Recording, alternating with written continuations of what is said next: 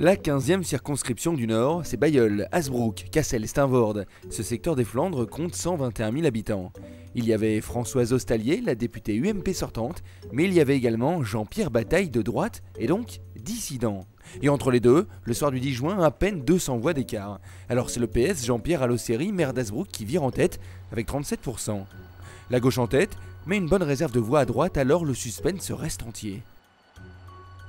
C'est vrai qu'il y avait deux candidatures au premier tour, mais je reste persuadé que deux candidatures ont mobilisé et mobiliseront pour dimanche prochain beaucoup plus d'électeurs que ne l'aurait fait une seule candidature. Et je pense que souvent en milieu rural, on assiste à un vote un petit peu contestataire au premier tour, avec des voix du Front National qui viennent, j'allais dire naturellement, regagner la famille de droite au deuxième tour.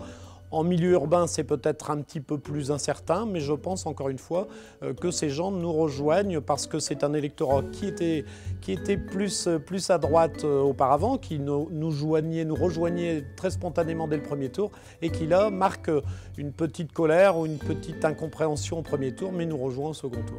Ils font 36 et quelques pourcents. Un peu moins que moi d'ailleurs, ensemble, mais ensemble, est-ce que vous savez comment vont se reporter les voix qui ont été celles de Madame Ostalier? Elle n'appelle pas à voter pour Monsieur Bataille. Il y a une désespérance sociale qui amène des gens à voter pour le Front National, et donc il faut aller expliquer aux gens qu'ils se trompent. Et moi, je n'ai pas arrêté pendant cette campagne de faire du porte-à-porte pour expliquer le pourquoi de ma candidature et pourquoi je désire vraiment de façon importante que François Hollande ait une majorité.